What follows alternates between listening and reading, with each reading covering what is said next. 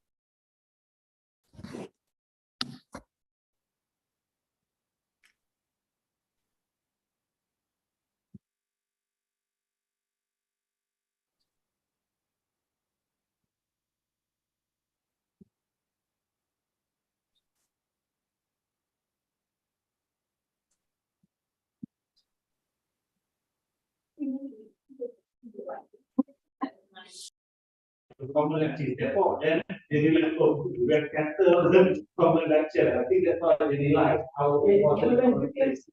Can continue. Can you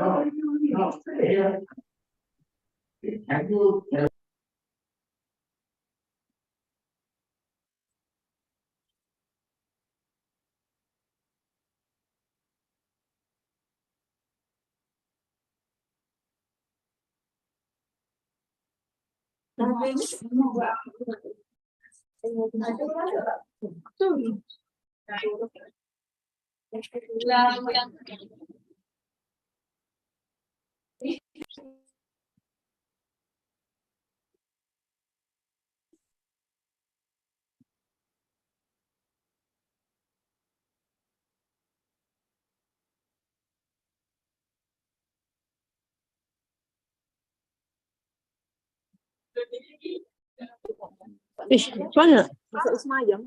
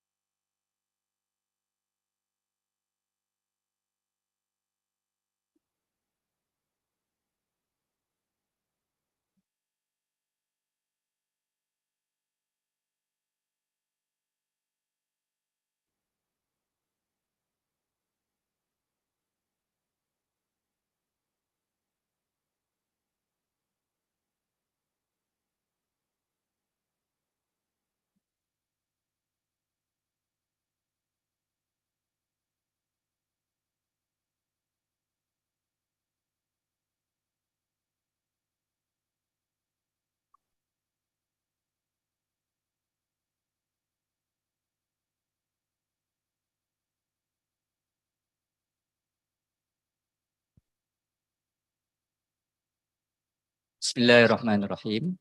Ladies and gentlemen, please rise.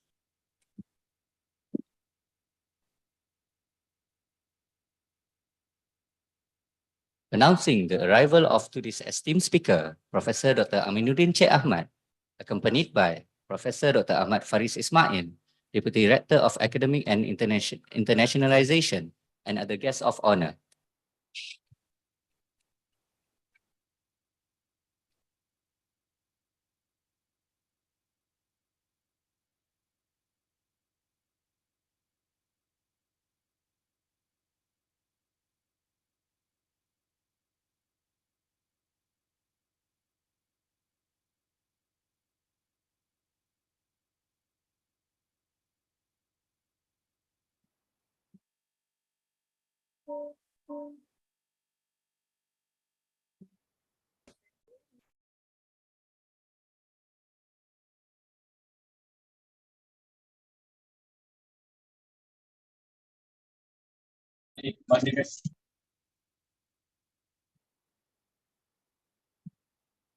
Professors, ladies and gentlemen, please remain standing for the national anthem Negaraku and the official IIUM song.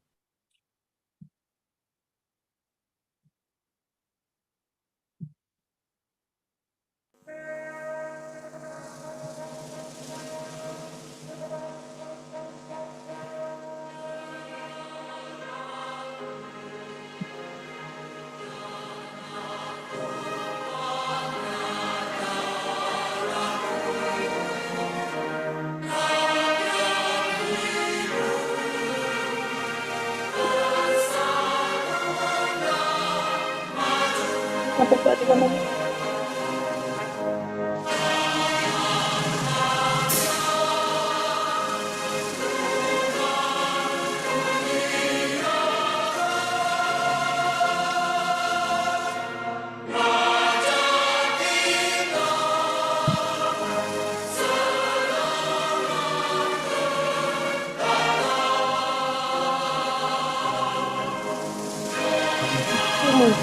Lama-lama macam buka ni. Aku dah nak dia.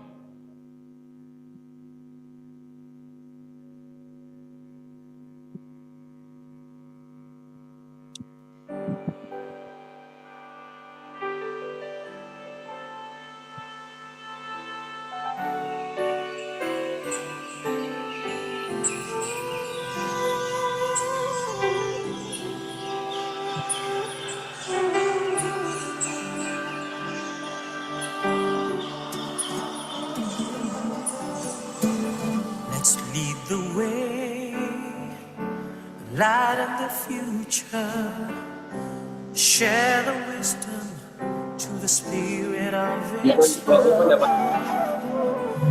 revelation and reason. Shine itself shall prevail, merging faith and knowledge. We, the Khalifa, we will fulfill the amanah. Together we make the world a better place forever. Expand the culture of is to realize the meaning of Ramadan and Alamin.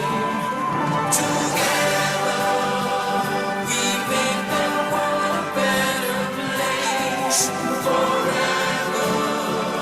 Expand the culture of Iqra. Is to realize the meaning of mercy to all, for all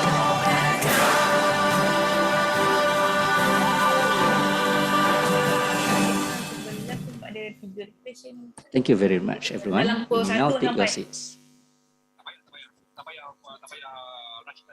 Assalamualaikum warahmatullahi wabarakatuh and a very good morning. Professor Dr. Ahmad Faris Ismail, Deputy Director of Academic and Internationalization, Professor Dr. Ahmad Hafiz Zulkifli, Campus Director IIUM Kuantan Campus, Professor Dr. Samsud Rahman, Deputy Campus Director of Academic Support Services of IIUM Kuantan, Associate Professor Dr. Razman Muhammad Rus, Deputy Campus Director of Student Development and Support Services of IIUM Kuantan, our distinct speaker, Professor Dr. Aminuddin Sheikh Ahmad, Deans, Directors, Deputy Deans, Heads of Departments, Professors, Associate Professors, Doctors, Brothers and Sisters.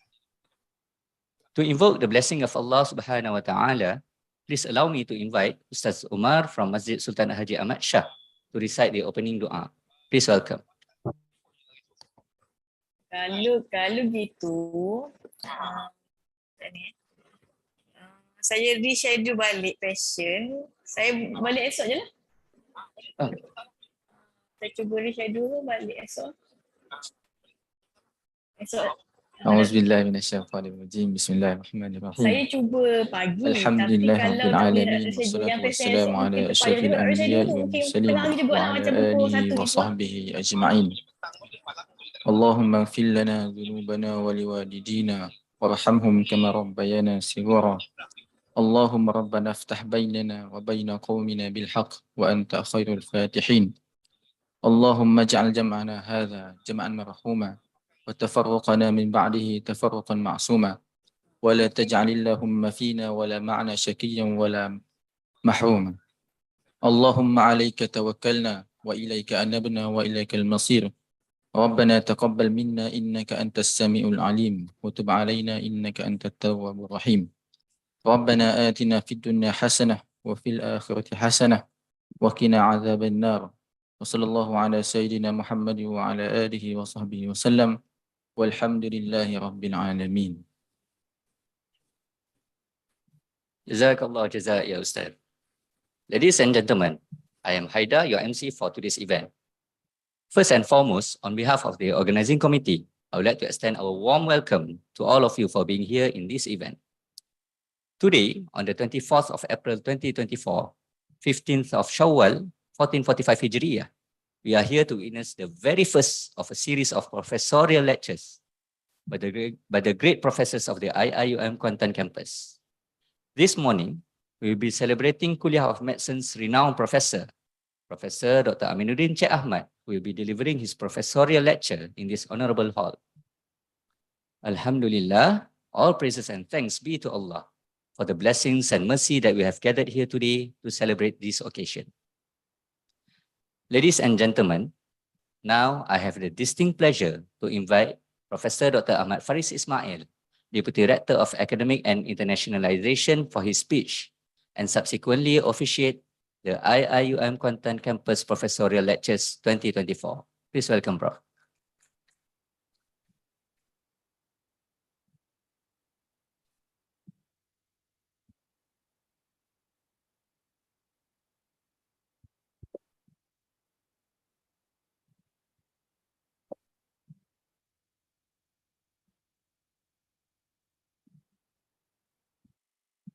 Bismillahirrahmanirrahim. Assalamualaikum warahmatullahi wabarakatuh. Alhamdulillahi rabbil alamin. Wassalatu wassalamu ala asyrafil anbiya wal mursalin wa ala alihi wa sahbihi ajma'in. La hawla wa la quwata illa billahil aliyyil azim. Rabbi syrah li sadri wa yassir li amri wa hlul 'uqdatam min lisani yafqahu qawli. Thank you very much, Brother Chairperson. Of course, we are here to honor and to learn and to celebrate our distinguished professor, respected Professor Dr. Aminuddin Cik Ahmad, who will be giving the professorial lecture this morning. My colleagues, Professor Datuk Dr. Ahmad Hafiz Zulkifli, the campus director, Professor Dr. Samsud Rahman, the deputy campus director, and also Associate Professor Dr. Razman, the deputy campus director, deans, director, deputy deans, heads of departments, fellow professors, lecturers, doctors, brothers and sisters. So Alhamdulillah Rabbil Alameen, we praise Allah Subhanahu wa Ta'ala for allowing us to have this significant and important event this morning. I would like to congratulate the organizing committee under the campus director office of IIM Kuantan campus, and of course the Kuliah of Medicine for organizing this very important event. For IIUM, the professorial lecture series are indeed an important intellectual discourse series where I guess we showcase the expertise of our professors as well as to make, our experts more visible, and as well as to inspire other professors, lecturers, staff in the university to be together in fulfilling our vision and mission of the university. And indeed, looking at our expert or our Professor Dr. Aminuddin Cik Ahmad this morning, reading through the abstract of his talk.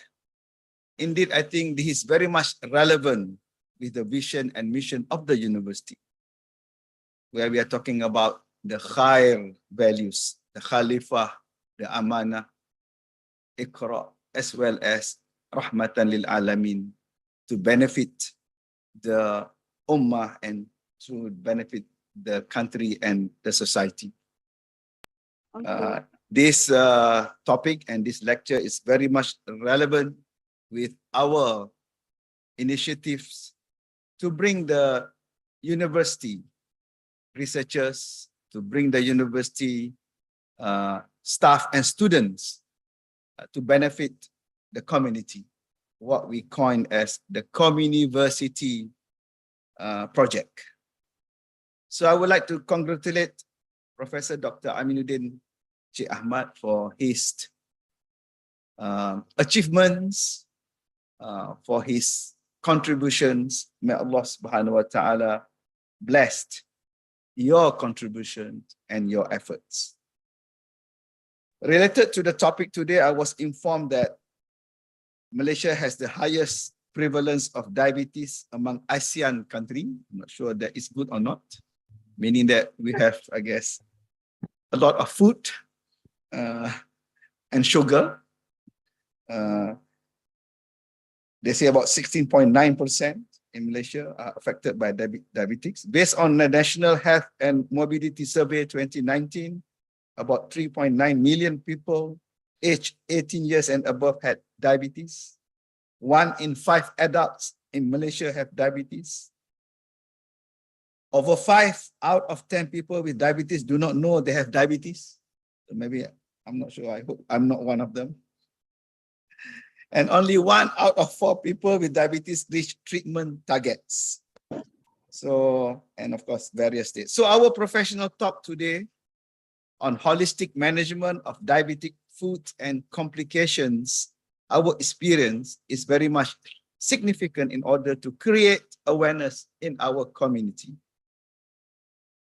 The prevalence of diabetic foot ulcer is 15% over the cause of the disease, while the prevalence of lower limb amputation is 4.3% and remains a major cause of morbidity and mortality. Therefore, managing diabetic foot is a critical aspect of diabetes care. So we look forward for Professor Dr. Aminuddin Professor Lecture to, of course, deliberate on this issue, and hopefully that it will benefit all of us, the attendance of our professorial lecture today. So we hope that, beyond the lecture, we can also, sort of create the awareness, and in the long term, can reduce the cases or to prevent the cases of diabetes in the country. So in conclusion, managing diabetic foot complications is crucial in diabetes care to prevent debilitating consequences such as infections, ulcers, and even limb amputations. So we hope that by listening to this lecture, we will learn from the lecture, and it will be a good guidance for the society in tackling this issue. So I look forward for this lecture. And again, I would like to congratulate the OCD, the Office of the Campus Director, as well as the Kuliah of Medicine for organizing this event. And I'm also happy to mention that, Alhamdulillah, I think this year, I need to congratulate Kuantan Campus, because it's already the second professor lecture for the year. Gombak is still lagging behind. But Alhamdulillah, we also have compiled list of lectures that will be done in Gombak. So hopefully they will catch up very soon, inshallah. So with that, with kalimah Bismillahirrahmanirrahim, I officiate this professor talk for the year 2024. Wabillahi taufiq hidayah. Wassalamualaikum warahmatullahi wabarakatuh. Shukran jazilan, Prof. Faris. Distinguished guests, brothers and sisters, we are very close now to our main event. But before that, I would like to invite Professor Dr. Ahmad Hafizul Kifli, the IIUM Kuantan Campus Director and Senior Consultant in the Department of Orthopedic Traumatology and Rehabilitation, to deliver a brief introduction of our esteemed speaker for today's professorial lecture. Please welcome. Thank you. Prof. Dr. Ahmad Faris Ismail, Deputy Director of Academic and Internationalizations, Professor Dr. Aminuddin Encik Ahmad, Professor Dr. Sofi, Wakil Dr. Sofi, siapa-siapa lah. And Professor Dr. Samsul, Professor Dr. Razman, Cik Ros, and head departments, deans, deputy deans, directors, brothers and sisters. It's a 9-page salutations for Prof. Amin, because I said 10 pages is too much, 9 is okay. Distinguished guests, our honored speaker, Prof. Dr. Aminuddin Encik Ahmad, brothers and sisters. It's a great pleasure for me to be here this morning, and I thank all of you for being here to celebrate and honoring Professor Aminuddin's achievement throughout his career in IIUM. It is a great honor as well for me to share with you a little information of his background. He was my junior. I know him for the last 40 years, since he was in Form 1 in MRSM Kota Baru.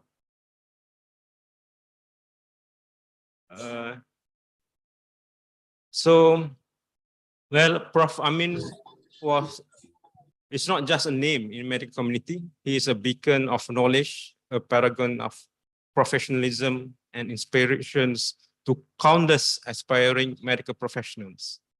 With an illustrious career spanning for more than 20 years, Prof. Amin has left an incredible marks on the field of medicine through his dedications to education, groundbreaking research, and compassionate patient care. He was born on the 3rd of January, 1970 in Sungai Kelong, Pasir Putih, Kelantan. He was not here, but I know him.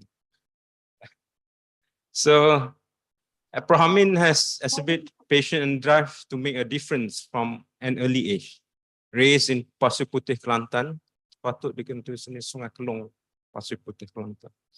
His journey towards becoming a medical professor began with a solid foundation in academia. After completing his undergraduates in Doctor of Medicine from USM, Prof. Amin completed his housemanship in Hospital Melaka before continuing his service as a medical officer in orthopedics at the same hospital. He was then employed as a medical officer trainee by Ministry of Health Malaysia before recruited as a trainee lecturer for Kuliah of Medicine of IIUM on the 1st November 2002. He then pursued further education in Master of Surgery in Orthopedics at University Kebangsaan Malaysia, where he graduated with top honors before his fellowship training in trauma surgery and care in Switzerland, orthopedic sport medicine in Germany, and foot and ankle surgery again in Switzerland, respectively from August 2005 until July 2009. Following his medical educations, Prof. Aminuddin embarked on his remarkable career path that has seen him excel in various domains of medicine, from his early days as resident to his eventually specializations in orthopedic surgery, especially foot and ankle surgery. Prof. Aminuddin demonstrated exceptional clinical insight and a commitment to delivering high-quality patient care.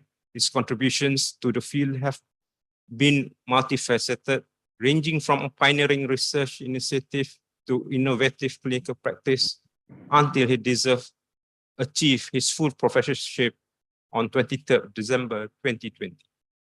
One of Prof. Aminuddin's most significant contributions lies in his role as an educator and mentor.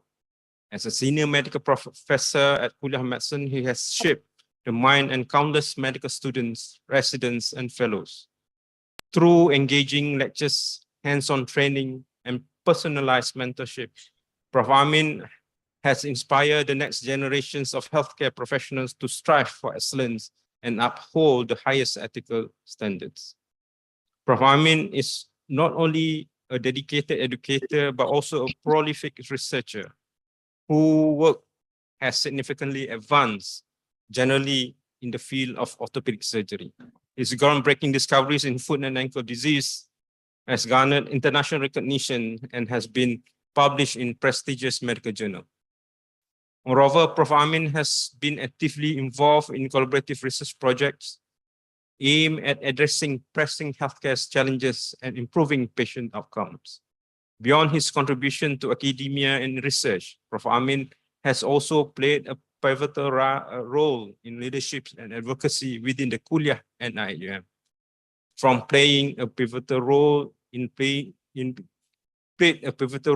demonstrating the Masters of Orthopedic Surgery program, successfully headed several administrative and clinical departments and units, notably the currently for the Department of Sharia and Compliance in Sultan Ahmad Shah Medical Center, Suspect, to being a member of IUM Senate and a member of Board of Governance of IUM.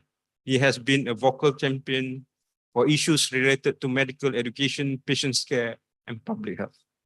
Prof. Amin's legacy extends far beyond his accomplishments on papers.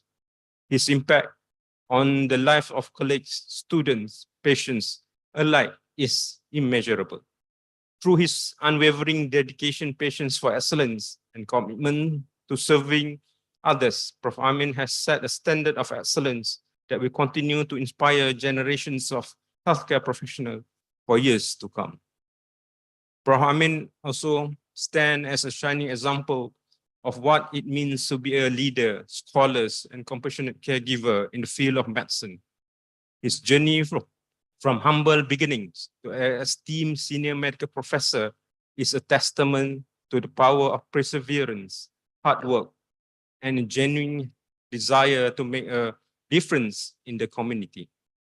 As he continues to impact lives and shapes the future of medicine, Prof. Amin's legacy will endure as a beacon of hope and inspirations for all who follow his footsteps. Distinguished guests can go on and on about Prof. Amin for the last 40 years of our scholarly and personal endeavor. But I'm going to stop here. Thank you for listening, for following, and for allowing me to share Prof. Amin's journey with you. And I hope we will enjoy his professor lecture after this. Thank you very much. Assalamualaikum warahmatullahi wabarakatuh.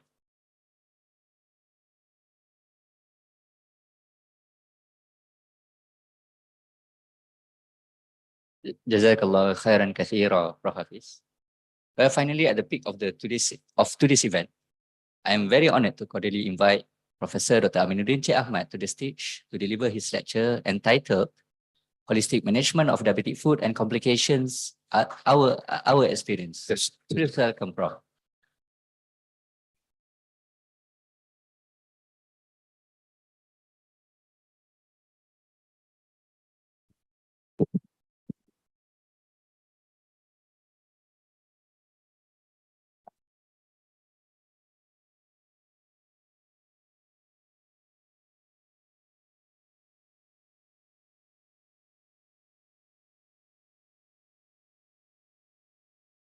Bismillahirrahmanirrahim.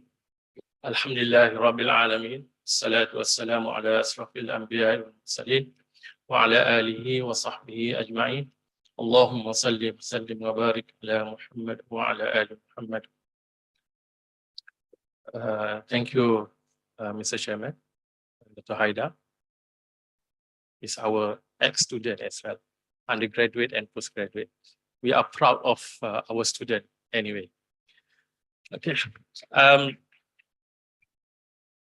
Thank you for giving me a chance to have my own lecture, which is I need to have two things to confess before I start my lecture.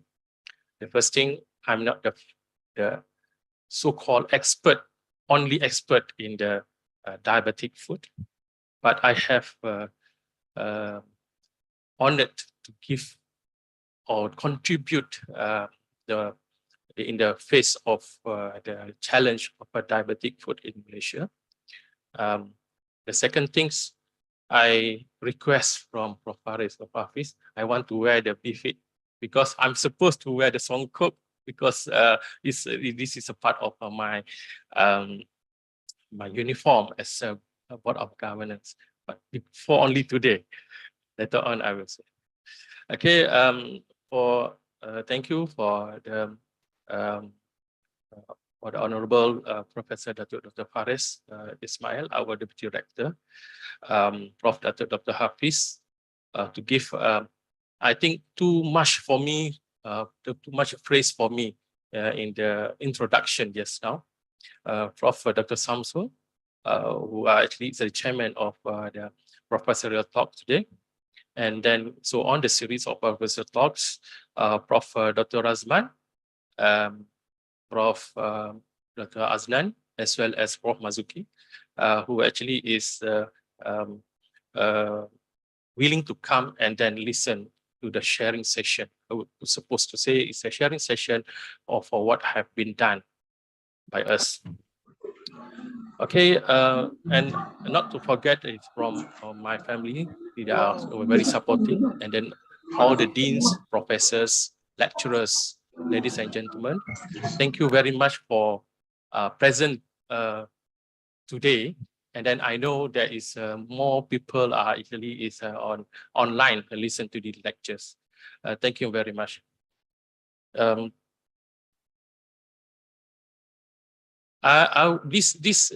This whole lectures is about the holistic approach of seeing the patient, not only in diabetic patient, but in reality, when we are facing the patient, this is supposed to be the proper approach that we see the patient, treat the patient, get the outcome of the patient, and then we we actually is a deal with a patient in our daily activity. You know, the idea of this one come out when I start thinking what should I say, and then to combine all of my research, clinical research, my studies, and then my teaching for the last 20 years. Just to correct Prof. Hafiz, I've actually is obtained by, I'm registered as a staff at UIA since 2000.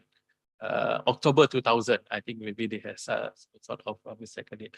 Means about 25. By January, it's going to 25 years I will be. And then there's supposed to be my date of the retirement, of compulsory retirement with the UIA. That's why I think that is the main reason why they give me the chance to talk today. Okay, so I feel like it's a very comfortable moving rather than standing there. I'll try my, can I just have a slide?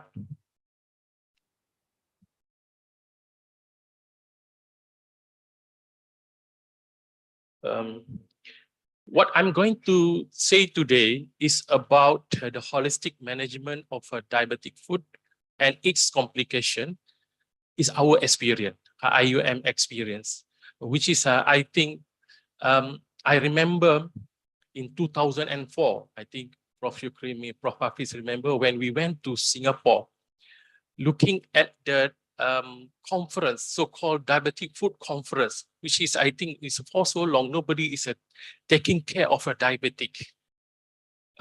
We hope, we actually hope that orthopedics will take care of diabetic, but orthopedic surgeon, whoever deal with the diabetic, who are those who are very junior. I think my colleagues here will agree. When come to the amputation, who will do the amputation?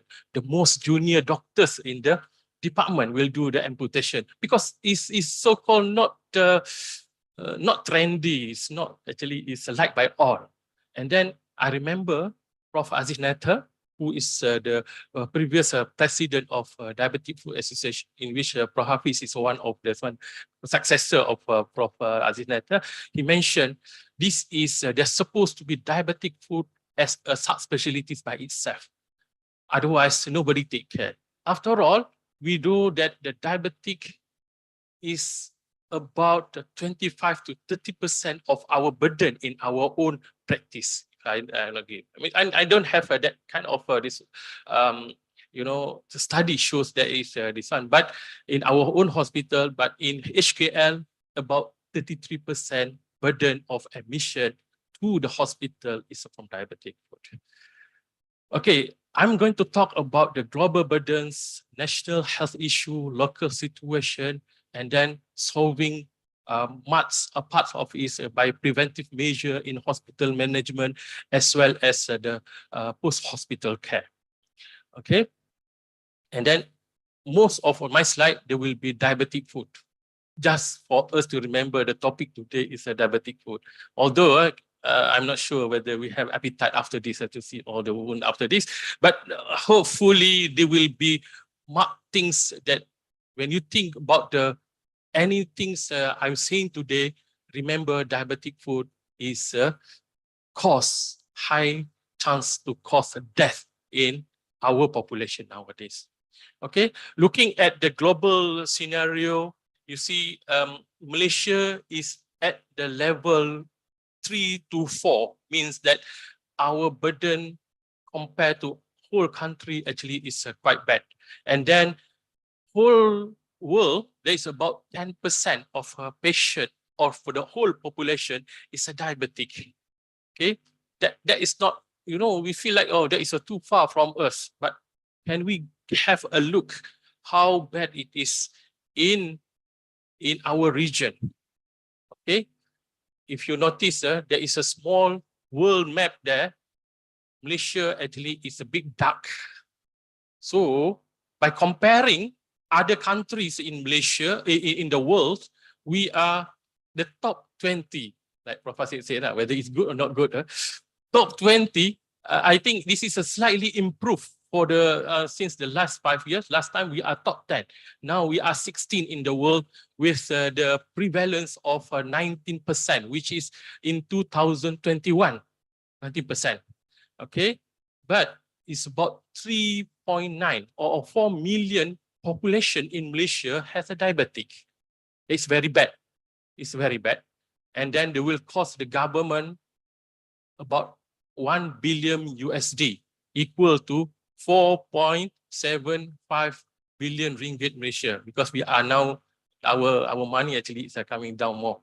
Okay, so okay, this is Malaysian prevalence. I'm sorry, Prof. Razman, I don't have a 2023's figures because I called them. They said the data actually is not publishable yet, but they already have. But I know currently the trend is from 2000, the previous one, 2011, 2015 up to 2019, there is increment of prevalence of diabetic patient.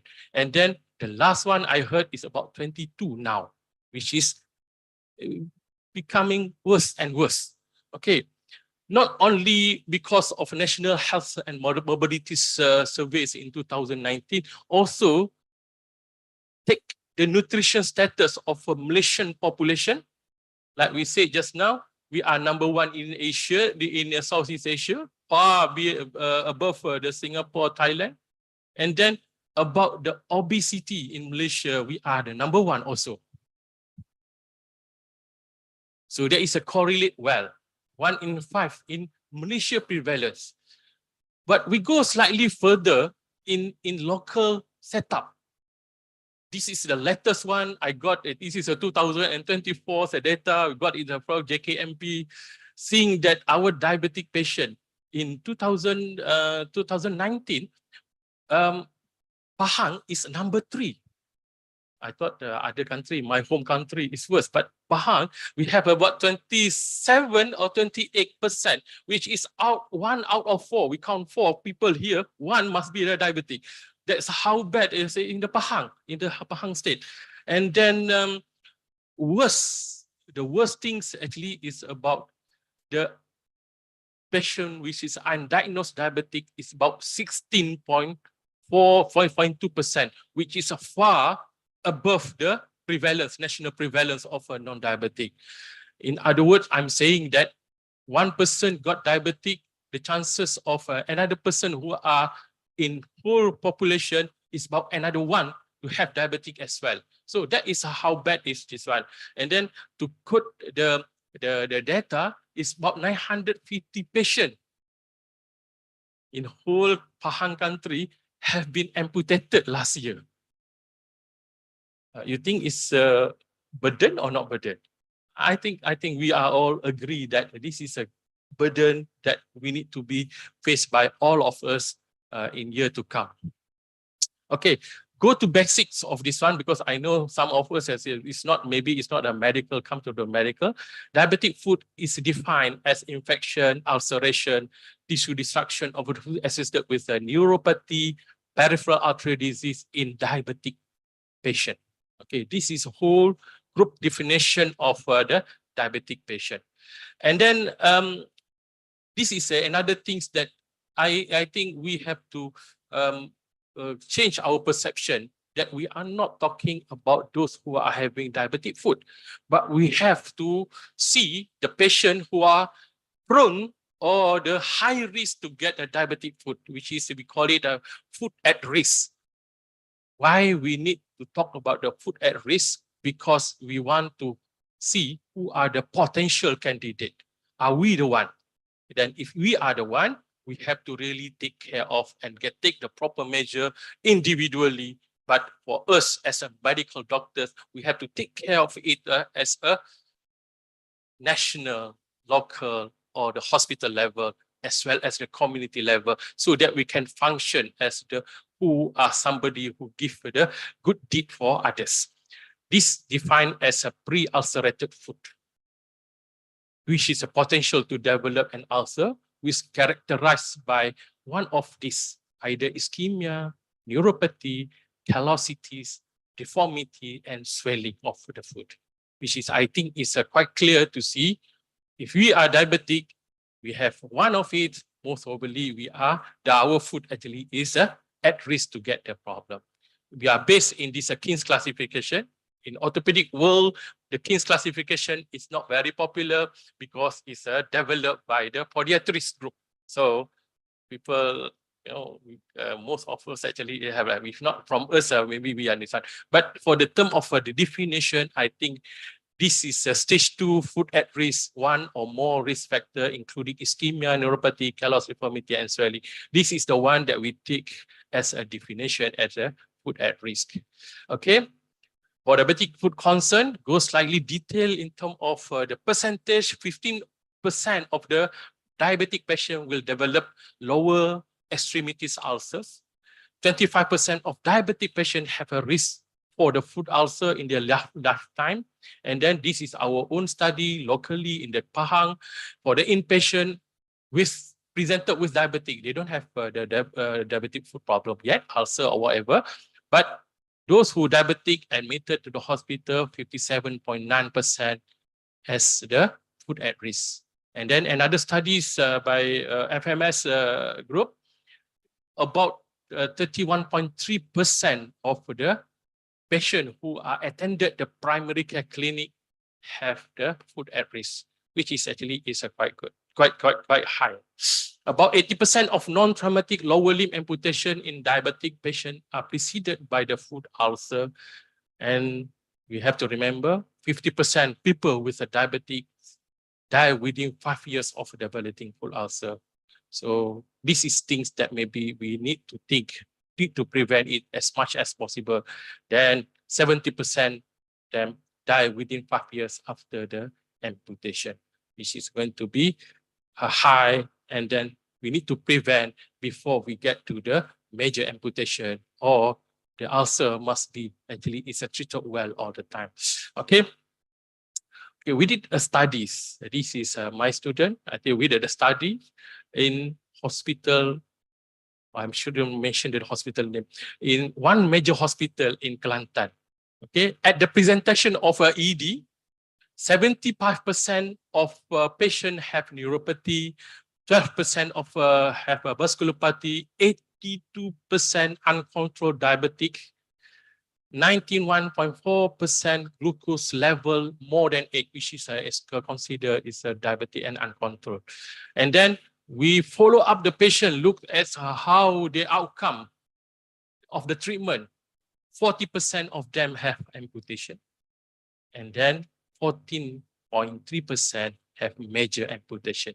By definition, major amputation, if any amputation done for the lower limb above the ankle, this is a below knee amputation, above knee amputation, or disarticulation of the hip. Another one study is done in the one major hospital in Terengganu. I will say in Kuala Terengganu. Okay, it's by our friend Lutfi. 85% of amputation are preventable if patient come early. Okay, the keyword here is a patient come early. But the problem is, this is the amount, the problem, which is I think every of us will agree. Lack of awareness of the complication. They thought the diabetic is something which is not a major issue. Everybody have, one of us maybe have a diabetic and then that's not major issues. And then they go for the alternative therapy. This is quite common. KL maybe is less, but in Pantai Timur, Bomo is the first. Second, everything advertised in the WhatsApp, the social media, actually we must try. And then we spend so much money for treating ourselves by believing all the advertisement. And then as usual is the anecdote of somebody who are cured with a disease. We try everything before we decide to come to the hospital. That one no need decision, but to come to the hospital to get the proper treatment, they need a very big decision. Is it true? Yes. For our patient is yes. Okay. Most of the diabetic food is untreated, second late detected, and then even they have ulcer, for them to come to the hospital for the follow-up whatsoever, they are poorly managed. That is partly we have to blame our system as well, our referral system, our management of ulcer system in our periphery, maybe not up to the level so that we can prevent the further ulcers and amputation. So I will divide the talks today for the three parts, which is a pre-hospital preventive strategies. The second is in-hospital multidisciplinary team approach, and then post-hospital care. But when come to the post-hospital care, they will go back to the first one. You need to have a preventive strategy, how to prevent them to be treated in hospital, like whatever amputation whatsoever. Okay, so what I'm saying that most important for us, we need to care not only the physical part of the patient, also the psychological, social, and spiritual, so that we are managing the patient as a patient, not as a subject. We're doing the round every day, looking at the patient, but sometimes we not even have time to talk to the patient, to ask a patient what's the patient problem, what the patient feel about this one, and then how a patient take the disease by himself. There is something which is, I think, need to emphasize, especially for the junior doctors and even myself. We need to know, we need to talk to the patient, see what is the real problem that patient have. Sometimes the disease itself is not the real problem, but the house condition is a big problem for them. So this is the things that we have to actually take care. Okay, we have developed the protocol of screening the patient. We go outside, do the screening program, and then this is a form that we use since 2002. Since we are based in the Hospital Tengku Afwan Afzan until now, this is the diabetic food screening, and then this was we adapt it from the Singapore, but after that they will adapt by the CPG, they adapt by the diabetic food registries, everything take from that, which is, I think, is part of our contribution as well. Okay, they have two parts, the histories as well as the assessment part, and then the whole form actually is easy to be filled. But for the medical students, for the junior doctors, everything. I think this is the more important step that we can do. At least is to use the proper one so that we can have good data of the patient, as well as to know how to refer the patient when. Okay, we did the studies. We found out exactly all the red one, all the merah one actually is a food at risk. Everything is going to be higher than normal patient without the patient diabetic also, but without any food at risk. That is very obvious. Okay, this is I mentioned again. This is a 2 study where you done. Big portion of the patient actually is a food at risk whenever we have the diabetic, and then about 31.3% the food at risk, which is detected by those who are attending the family health clinic. Okay, so what are we going to do? What we are supposed to do? We have to do the first thing, and the foremost important is blood sugar control, diabetic education and awareness. We advocate for annual food examination to look for all the food care, even the food hygiene, nail clipping, food moistures, everything, which is a need to taking care. It's going to be detailed if I mention everything here. Appropriate footwear, and then preventing food problem like ulceration, deformities, callosity, and then infection as well, which is, I think, is the most important part. Infection will come if we are not taking care of the ulcer properly. And then we are going to talk about the food plantar pressure, okay, food protection team, which is something which is introduced by the LASA CPG.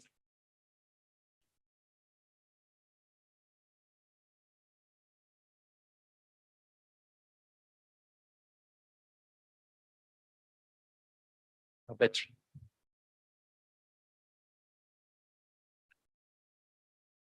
Your battery is out.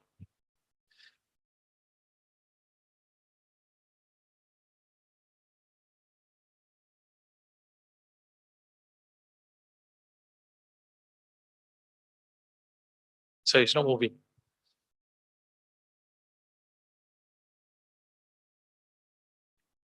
Check battery here. Okay.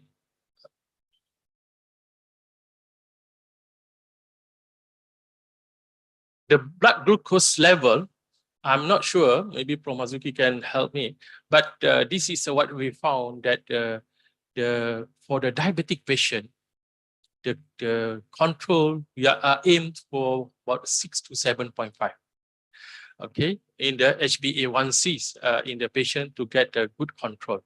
Okay, the most important part for us is more of a diet control, which is important for the repairing of the tissue, wound healing, and overall physical well-being.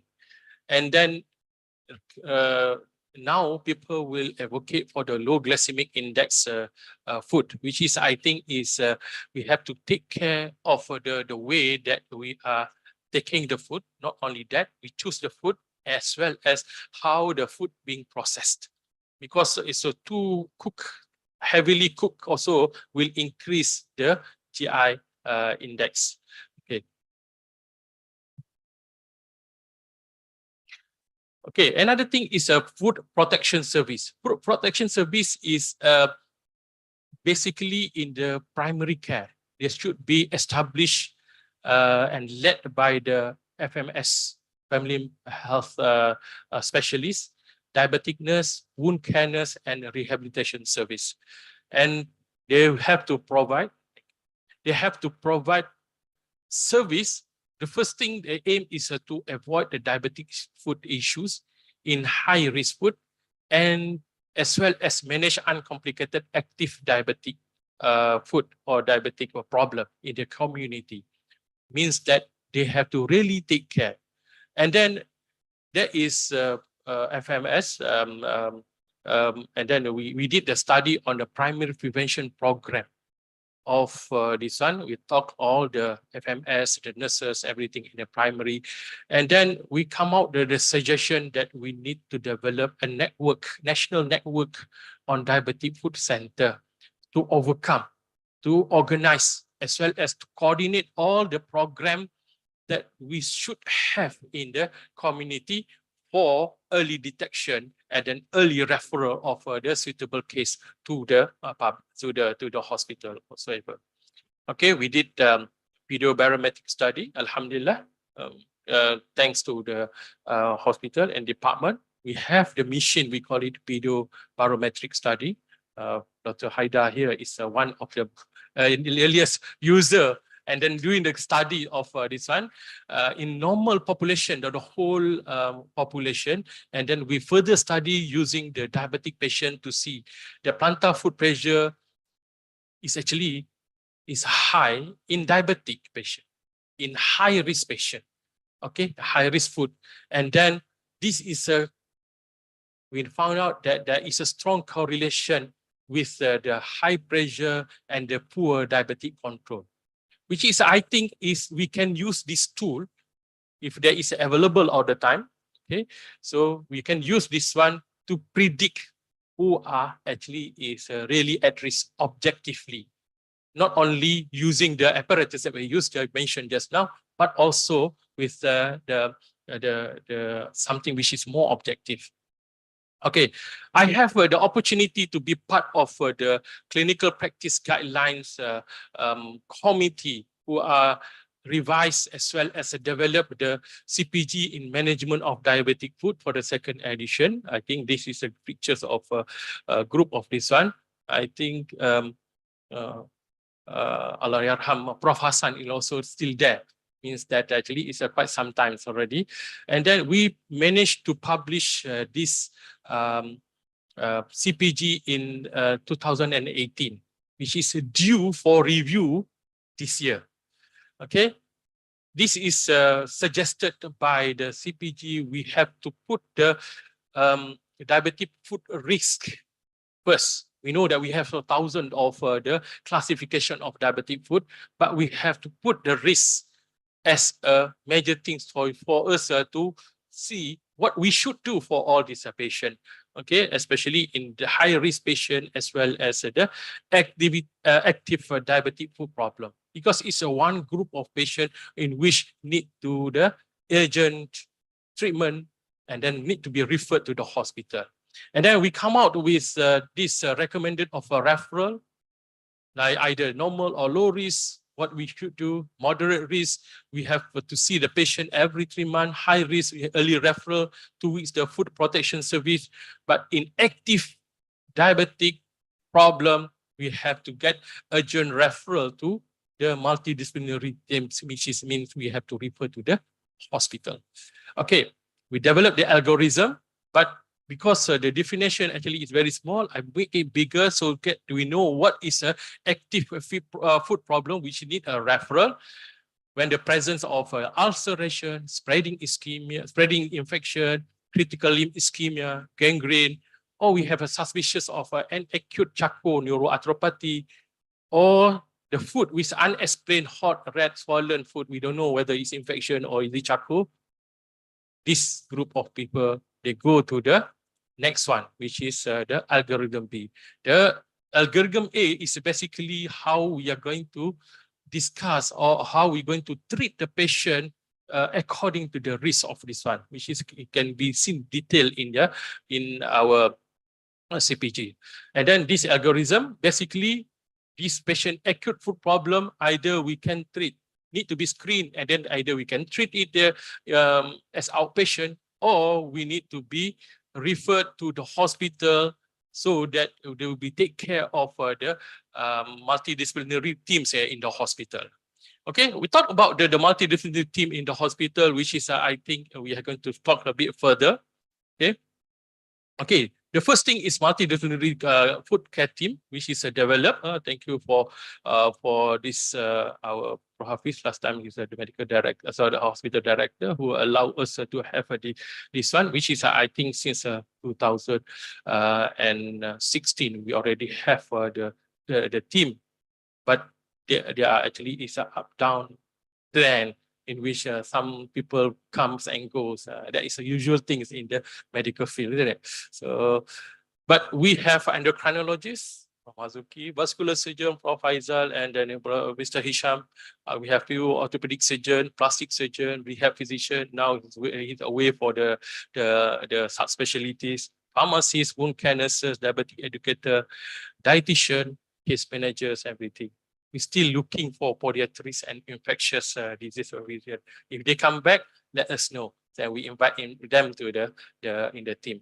Okay, this is the environment that we did a round in the hospital, and then also the most important part in the team is we are collaboration in terms of all the expert. So we have time to think our part and then let other expert actually give their opinion before we make any decision. And then good things about this one, we are settle all the complex diabetic food problem together. And then this is things that we need actually to emphasize, even the hospital in the kuliah as well. We need more multidisciplinary approach in terms of managing the patient, which is proven to give more benefit for the patient. But a bit difficult because of we tend to have segregate ourselves by the department. We should have inter-department collaboration so that we can have more things, which is a lot of benefit that we can get. Either we can have shortened the hospital stay, reduce the rate of amputation, cost effectiveness, and then at the same time we enhance our patient quality of life because of the duration. Okay, and then what we do actually is either we do the joint ward round, joint clinic, get a training session. Okay, we teach the youngsters, our master student, our student, or do the proper dressing for the proper treatment of the patient. Okay, we go to the preventive surgery. What do you mean by preventive surgery? It's basically it's a prophylaxis surgery, surgery that can be done so that we prevent the ulcer to occur.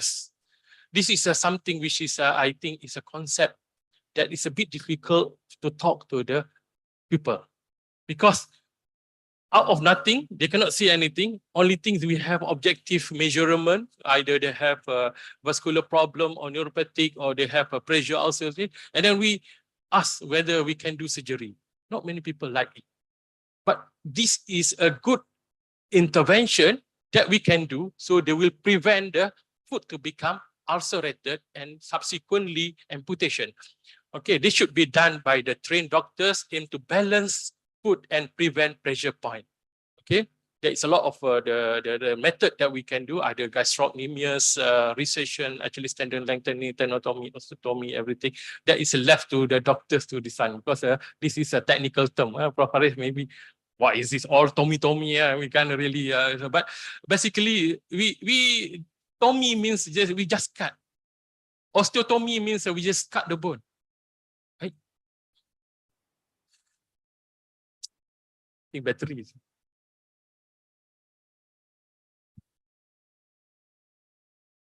I think the batteries.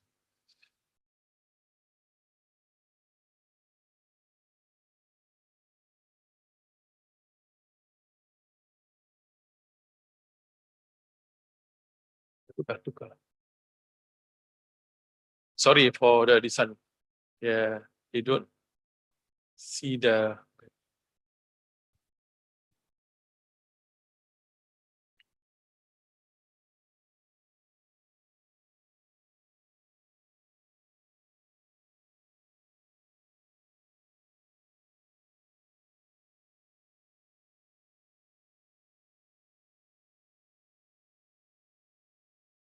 Okay, basically the preventive surgery is surgery that we done. I have a chance to give a talk to the private surgeon. I'm saying that this is the best thing for chance for the private surgeon because this is a surgery actually very simple. You can be trained to get this one to lengthen the Achilles tendon. For all orthopedic guys, I think they know better. It's only percutaneous And then to lengthen the gastrocnemius or recession gastrocnemius, sometimes people do arthroscopic, which is if you do arthroscopic, you got to double the charge for the patient. For private, I think it's good. For us, it's burden because we need to have the extra time SRT. That's why we encourage them to do that. So it's easy for us to balance out everything. Okay, this is basically we want to balance the food, offloading to prevent there is a pressure point. Then at the same time, when we prevent the pressure point, we are actually prevent the development of the ulcers. Okay.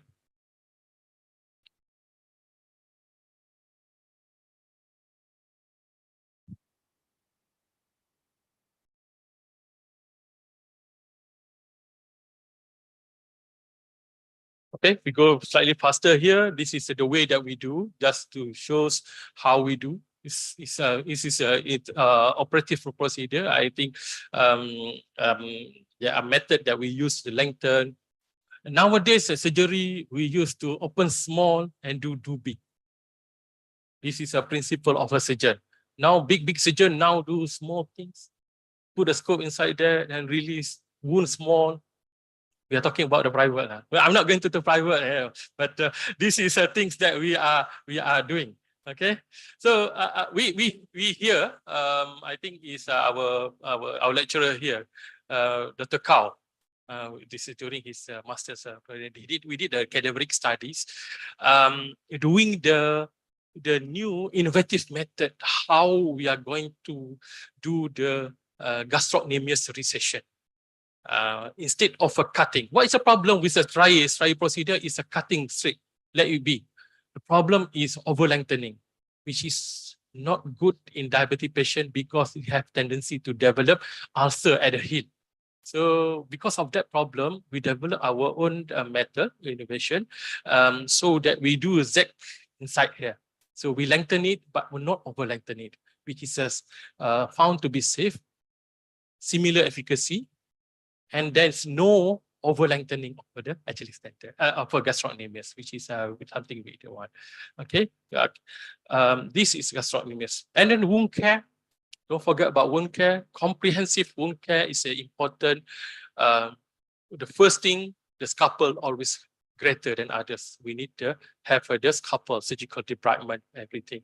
Advanced dressing, offloading footwear, the infection control that is important for us in terms of the wound care. Like mentioned just now, method of debridement, removal of this one can be surgical, enzymatic using the solution, ultralytic as well as a biological. Okay, this is thing that we do. We develop studies. Mr. Adham is here. This is his study on prospective control study on biological debridement. We use maggot. Maggot is not something new. Since the Nabi Allah Yunus have this kind of design, they take it out, put it back, everything. They are already doing. This biological debridement is very popular among the Jews. But it's not very common here. They always, their company always produce something, your chemical for us to do, but still in their literature, a lot of biological. Because when you go through the biological method of a debridement, we see a lot of paper come from that side. Okay, so means that they already learned from the history and then do it. See, this is a picture of our nurses happily applying the maggot to the wound. I mean that is something which is things you need to understand. You know, work-life balance is important for us, and then we need to have a happy doing work rather than masam saja datang kerja kan. So that is a good thing. Another one is that is come from our colleague, Prof. Shukrimi. We have a prospective study compared with a standard provident iodine dressing with honey-based dressing, which is we think is a need to be popularized further. Because people now tendency to go for the high-fi advanced dressing, but we forgot about our honey dressing. So this is actually important for us to have. Well, from his studies, it shows there is a shorter healing time, safer, cheaper. And then, I did studies on the patient in Hospital Pekan, because that time we want to do the study in HTA, we are not getting the approval. So we are covering Hospital Pekan. We did few patients in Hospital Pekan, and then most of the patient saying that when we apply the honey, the pain is less, and then it's not messy. And then the proper way of doing it, apa semua, dia come to the formula lah, secret lah, tak boleh beritahu semua orang kan. But that is a method how you apply it so that they feel like better. Okay, so this is thing that we do. Footwear, we have 1,000 multiple footwear around you see the internet, you type the diabetic footwear, and then simply they will be 500 ringgit and above. It's not usual things that you use sketches as cheap. This actually is a higher end. Even the custom-made shoes for diabetic foot is simply 1,200 and above. So this is something I think we IUM have to develop the studies how we should have developed our own safe, roomy, suitable, and then trendy for our patient. I think that is a part of we need to get more studies. Okay, we did our local biological profile for patient. This is a good thing because we need to make sure that they are capable or they are standards as our treatment is elsewhere in the world, and then this become the guideline for selection of antibiotics locally. Okay, this is our own study in the SASMAC. Okay, we try to look at these two patients before we go to surgery. 50-year-old female, diabetic for 7 years. They initially developed a blister at the heel due to inappropriate footwear. That's why the footwear just now is very important. It's not only trendy, they must be safe, comfort, as well as prevent our foot to be damaged, especially if we know that we already have the problem or diabetic problem. And then 2 weeks ulcer, you always come late because only blister. When we say only blister, that is start with the problem. Because a blister can be a lot of things underneath. If the hemorrhagic blister or there is a clear blister, both actually is very dangerous, especially for the diabetic patient. Another one, young patient, 39-year-old, okay, penetrating injury, nail injury, plantar aspect of the big toe. Senang je, kat rumah kan, ada mainan kat anak-anak. Dia pijak, metal tu, just penetrate. They don't even remember that they step on the sharp object. And then they go on until afternoon, they notice something stuck at the foot. So they take out, actually this is a problem with a neuropathy. Patient cannot feel. Then they develop ulcer, they came a bit late. So for the both patient, what do you think? Does the patient require surgery or not?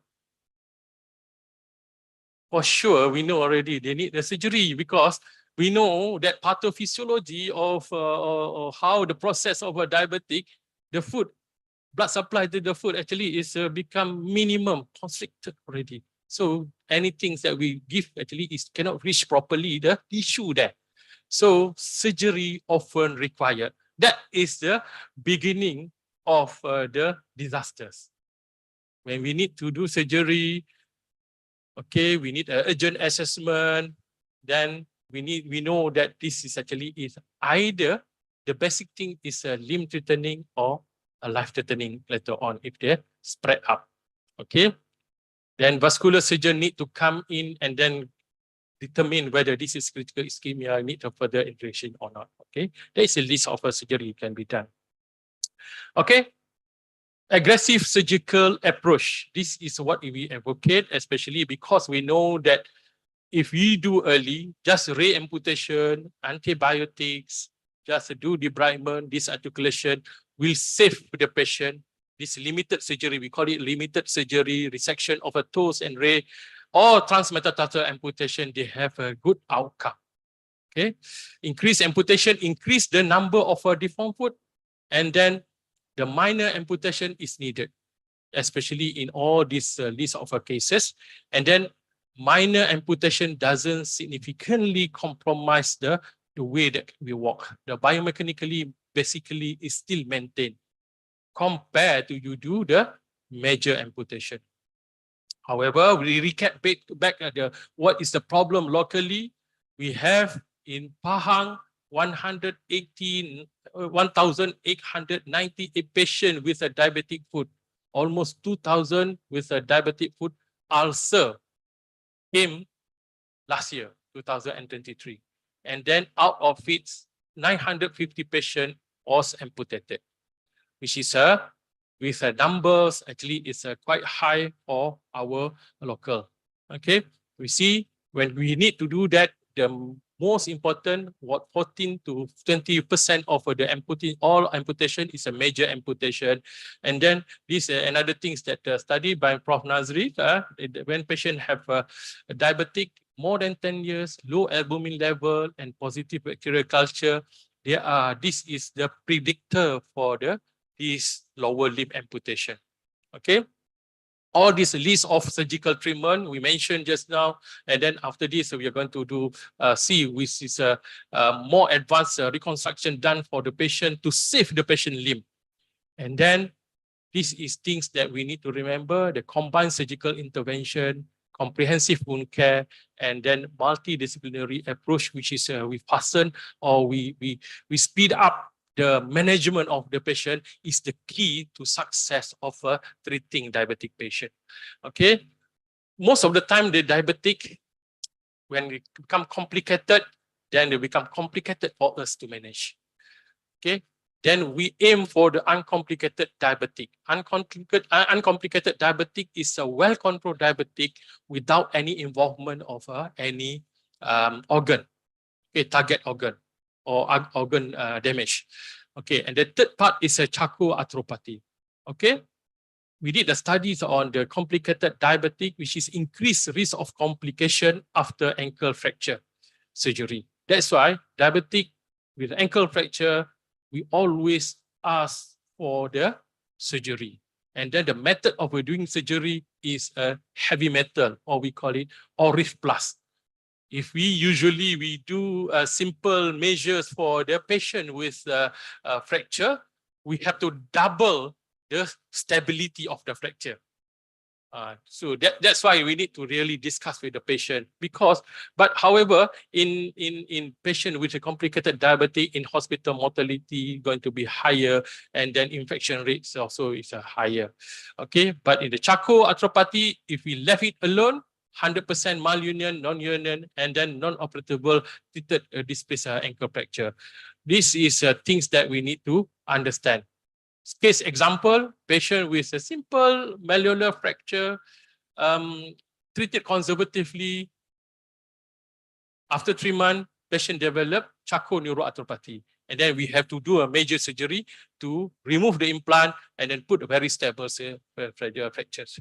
Okay, we did studies, quality of life and functional outcome with unstable charcot foot treated with the nail. Like we see the picture just now, put a metal inside the foot, apa semua. I remember when I came back from Switzerland, from subspecialty. In Malaysia, nobody actually is doing this surgery. And then all the charcot foot actually is most of the time equal to amputation.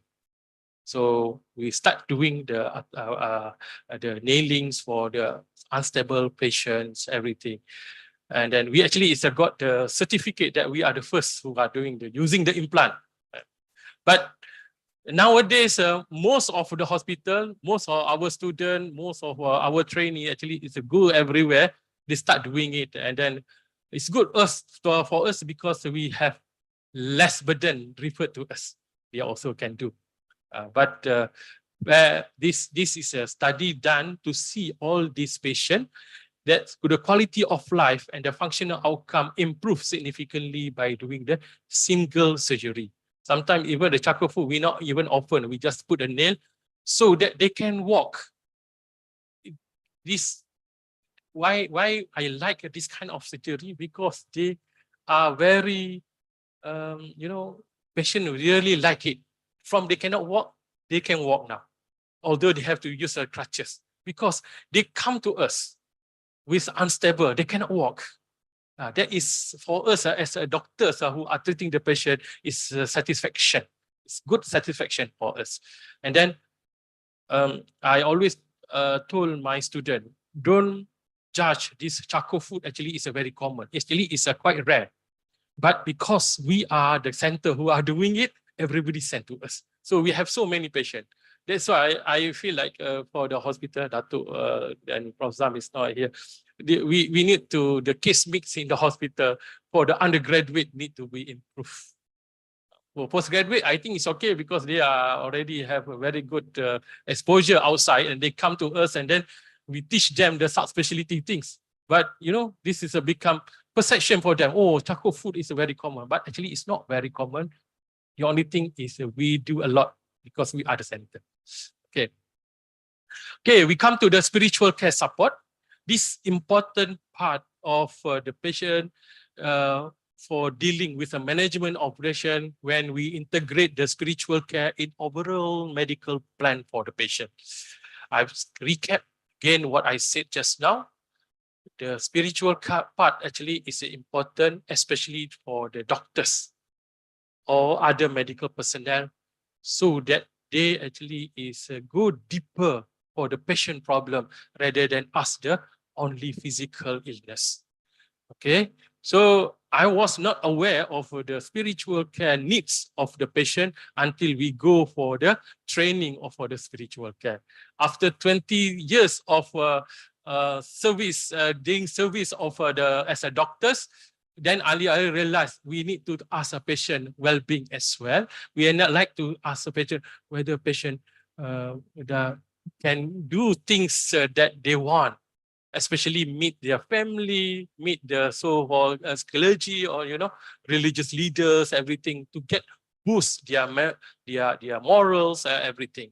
Okay, because the holistic management of the patient need to cover the moral motivation, the spiritual assessment, psychological support, everything, which is we are lacking not only here but the whole our countries or the hospital. This is not something which is commonly happen. Okay, we are quite fortunate to have the team surrounding. We did a few studies on this ability score, the ability of the patient to perform ibadah in the ward. The high level of the patient, high number of the patient actually is not really perform salah when they are admitted to the hospital. And then we did a small study in diabetic full patient. Actually, is a 57.7 able to perform salah. In other words, we say is about 40% actually is not perform salah. One. Second, those who are perform salah also, about 1/3 of them do it wrongly. So see how big is the problem. If you say that the salah is not big problem for the spiritual, I think you have to rethink back what is the problem. Okay, in hospital, in the SASMEC, we have kita panggil spiritual care service.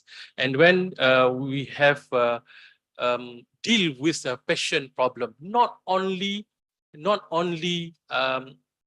deal with this one, we have also in the team, we have a referral system in which they can refer to us to we go to see the patient as a patient need, talk to the patient, ask patient regarding their morals, their spiritual part, their needs, everything. Because most of the time when doctors doing round, doctor don't have a time to ask about their moralities, they have whether they are sad, their emotions, everything.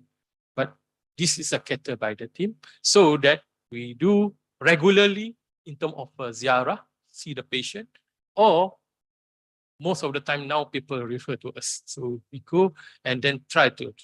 If you cannot handle, sometimes we refer to psychiatric, sometimes we refer to others. Sometimes because we are the one who actually is become the agent so that the patient have to boost their spiritual need.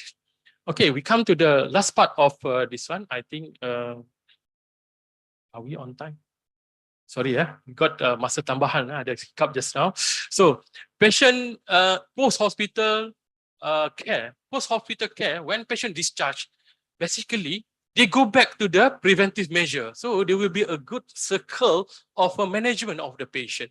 And then the patient with diabetic, we have to educate them in the hospital so that they can take care of their food.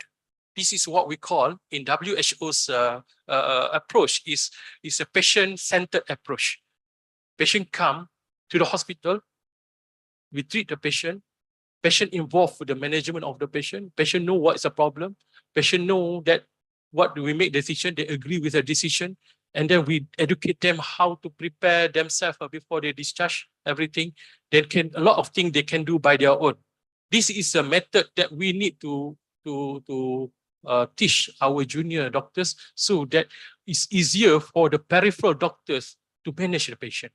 Okay, this is what we call the patient diabetic food self-care. And then the last one, we're going to talk about a bit of management of the amputees. Okay, self-care means the food care, food inspection, food wear, and then food ulcer prevention. Okay, this is need to be teach, means that awareness and education is the paramount important in patient just before they go out. So make sure that patient ready to go back to their community and then function well. Okay, principle in preventing the food ulcer, I think we go back to the initial part of our presentation just now, comprehensive food care, food assessment, prosthetic footwear, the pressure reduction, preventive surgery, and then patient education. We go through all these 6 principles, inshallah, we can actually reduce the number. To overcome, to cure it, to solve the problem, I think we can't. But to reduce it, I think is up to us to put our effort in doing this. And the part we have how we are going to follow up the patient. This is come from the CPG. When patient is low risk annually, moderate risk 3 to 6 months, high risk, no immediate concern 1 to 2 months, but we need immediate concern. We need to be followed up in 1 to 2 weeks. Depend on the needs of a patient individually. Okay, we talk about the amputees. I just, before we go, just look at the picture of two girls, two beautiful girls, actually is sitting, talking. These pictures taken from Gaza. You know, how many of them actually now become the victim of the war and then amputated if your life. If your life gone, actually is, I mean, that is, they are shahid already, they're shahidah already, but see how they are facing the problem.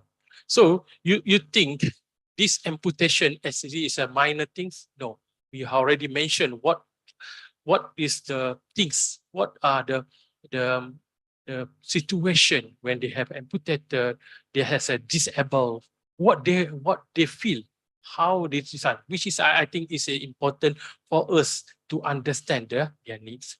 Okay, managing diabetic become intense once they got amputated. One, then we have to take care of the remaining limbs.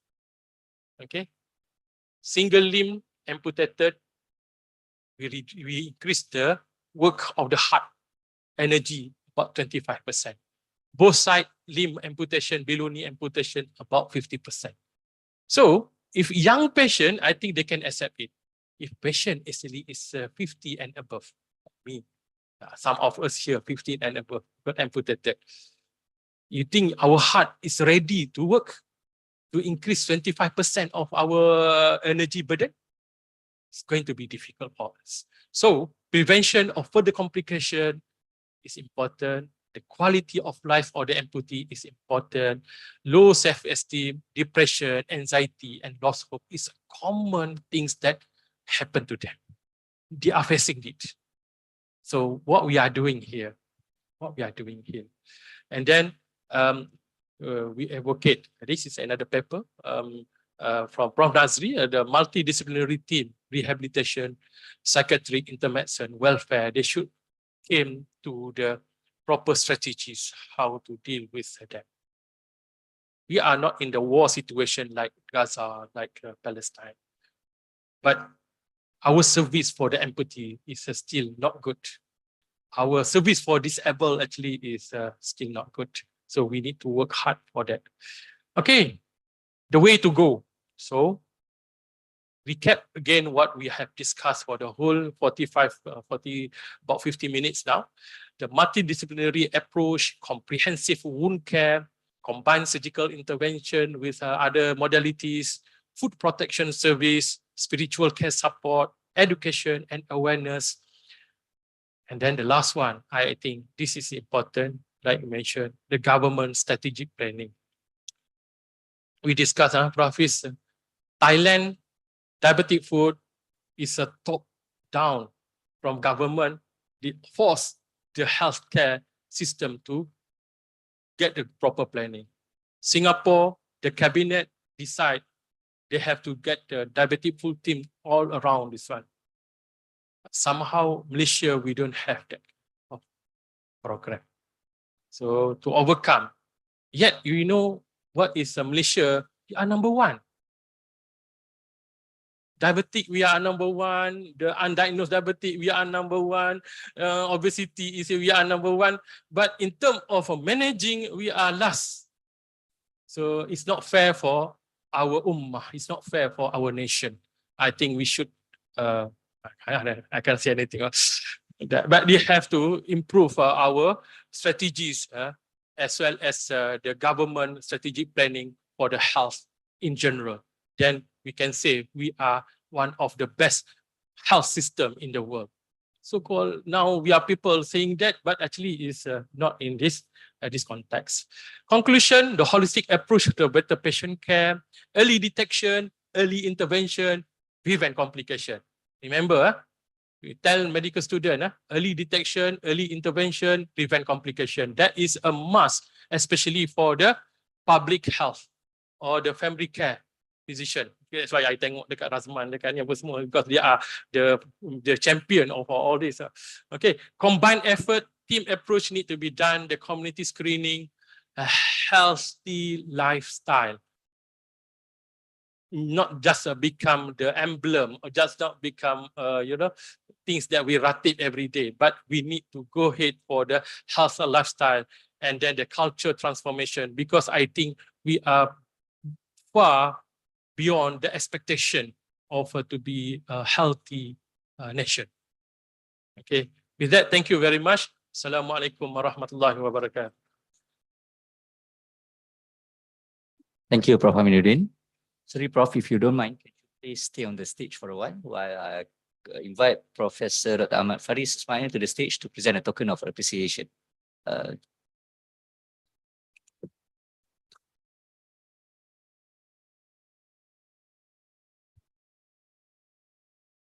Oh, yes.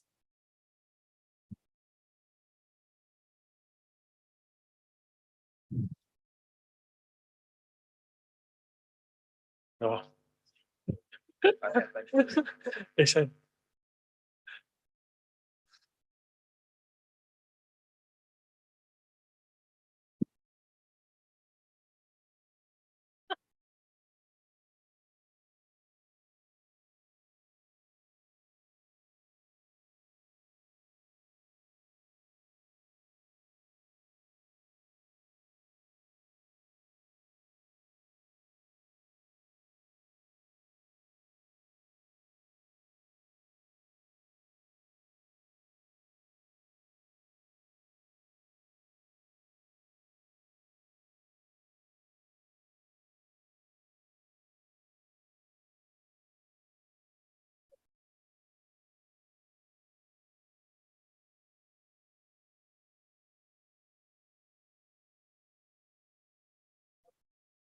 Oh, okay.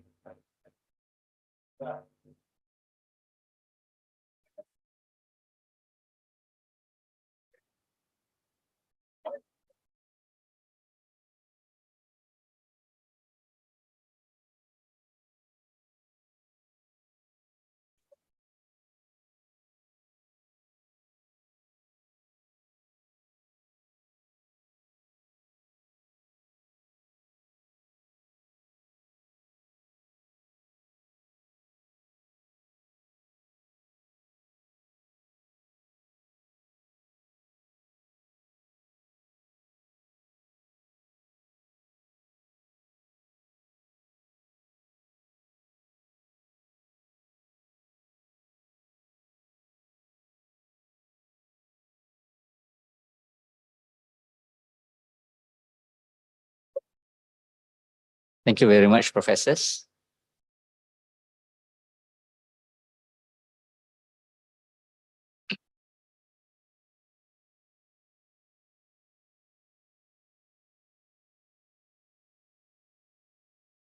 Ladies and gentlemen, tentatively we should be having our group photo now. But before that, the esteemed Department of Orthopedics, Traumatology and Rehabilitation have prepared a video presentation. So for that, please sit back, relax and enjoy the show.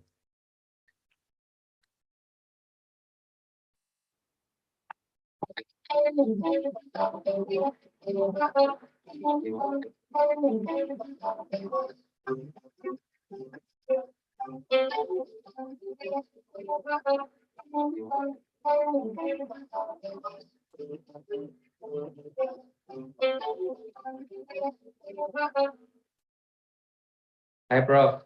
Dinesh here. Just wanted to say a few words on your special day. If you still remember, about 12, 13 years ago, when you first came to Kanga, I was MO there.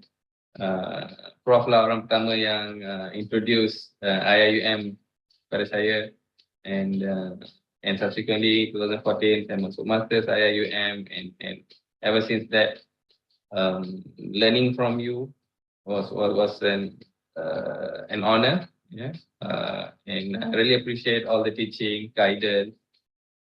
Jasa Prof, ilmu yang Prof bagi memang tak terbalas lah. I'll never can repay that.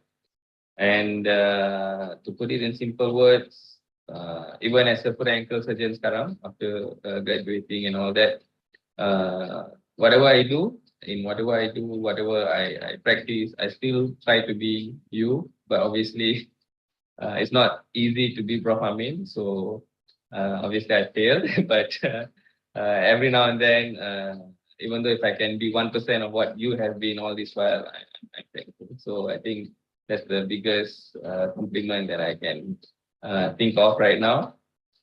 Semoga Prof diberi kesihatan yang baik dan murah rezeki sentiasa. I'll see you around, Prof. Banyak khusus akan datang ni next coming year. And take care. Bye.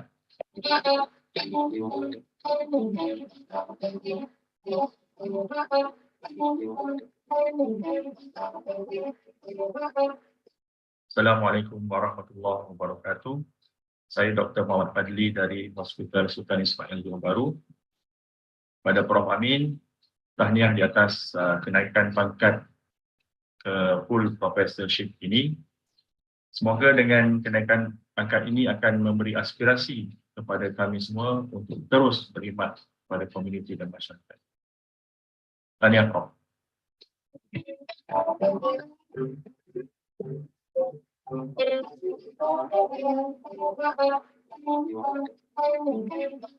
Bismillahirrahmanirrahim. Assalamualaikum warahmatullahi wabarakatuh. First of all, I would like to congratulate Dr. Aminuddin for his professorial lecture with the topic of holistic management of diabetic foot and complications. I think his presentations and his deep expertise in his foot and ankle not only will enlighten us, but also will inspire everyone present here. It is an honor to witness his contribution to the academia and see that his knowledge have been shared so effectively. And also, I would like to thank you for being not only my teacher, but also my idol in the field of the foot and ankle. I think his expertise and educations were educating and guiding me have shaped my approach and understanding our foot and ankle subject. I wish him continued success in his current suite and future endeavors.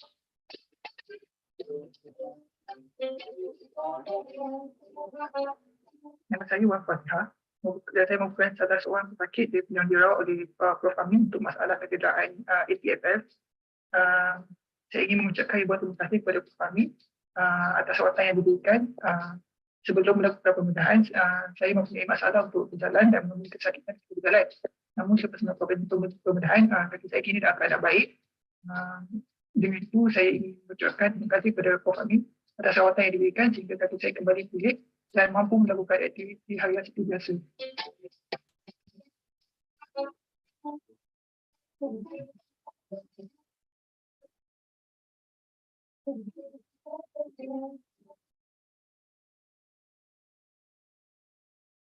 Oh, what a splendid presentation by the great department of orthopedics.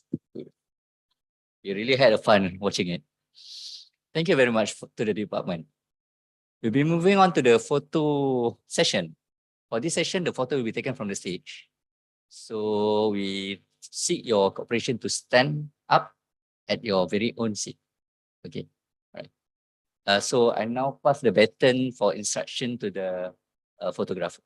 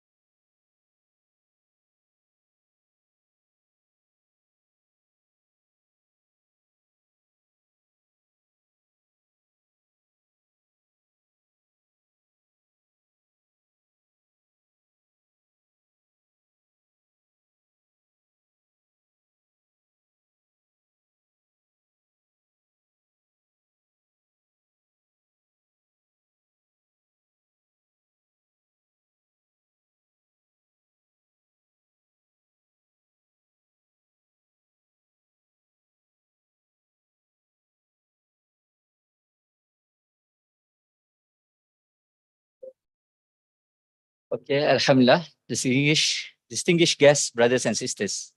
With that, our event for today is coming to the end. But before that, I would like to announce that there will be a few booths at the back there. The first one will be diabetic food screening booth for anyone who wish to get their feet examined by the pros. And the second and the third booth will be displaying all the handiworks done by Prof. Dr. Aminuddin, which includes his publications, bibliographies, and innovations. All are invited to visit the booth, and you can also scan the QR code to get those informations. And the audience are also appreciated if you could fill up the evaluation form. And I guess with that, we can conclude our ceremony today. On behalf of the organizing committee, I would like to express our gratitude to all. And inshallah, we shall meet again in the next professorial lecture. Let us end our gathering here with a recitation of Tasbih Kifarah and Surah Al-Nas. Subhanakallahumma wa bihamdika. Innal insana lafi khusr. Wa ila liqa' ma'as salamah.